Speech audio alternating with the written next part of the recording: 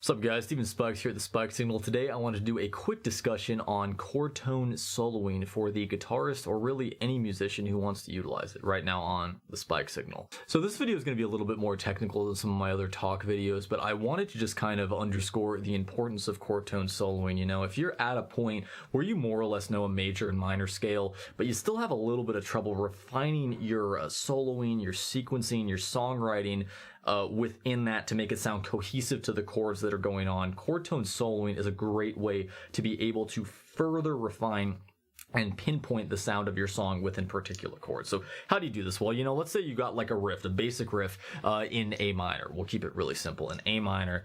You know, the idea is whenever you're playing an A minor chord, if you're going to be soloing, you want to focus on notes within that A minor chord, which in the case of this would be A, C, and E. And when you do that, you will have a sound that is more cohesive to the chord you're playing.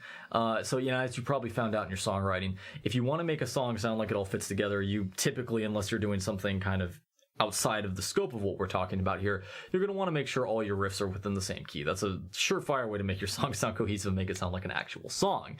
But if you find that within following the same key, there's still kind of too many options and you find yourself making riffs that don't really sync together with lead lines and such, a way you can refine it further is to play the notes within the chord you're doing. So by playing A, C, and E when you're playing in the lead section, when you're playing a rhythmic line that's focused around A minor, what you do is you further sort of narrow the scope of the sound of your song and you bring out more of that A chord. You bring out more of that sound that probably attracted you to using the A chord in your rhythm section in the first place. Another example real quick, in the key of A minor, the F major would be the Lydian mode of that. So, you know, we're in the same key in A minor, but now we're going to go ahead and move to an F chord, okay, F major chord.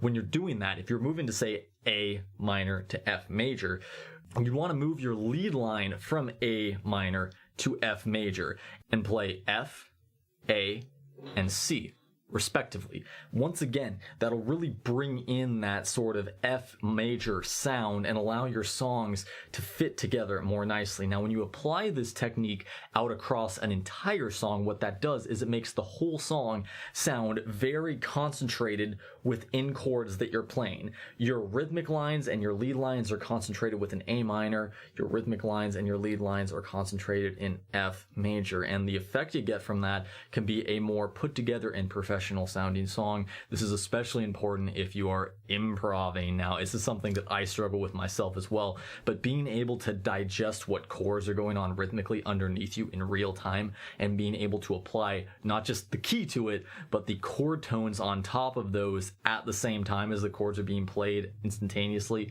is very important. Now, no shame, of course, in using a chord chart or something. If you have that, it makes it a lot easier, but knowing where to go, not just within the key, but within the chord itself to make unified and cohesive sounding lead lines underneath rhythm will be helped seriously by applying chord tone soloing. So if it's something you've been struggling with, I recommend you give it a shot, and I think it'll really help you out. So guys, if you like this stuff, let me know what you thought of it, and I'll see you next time.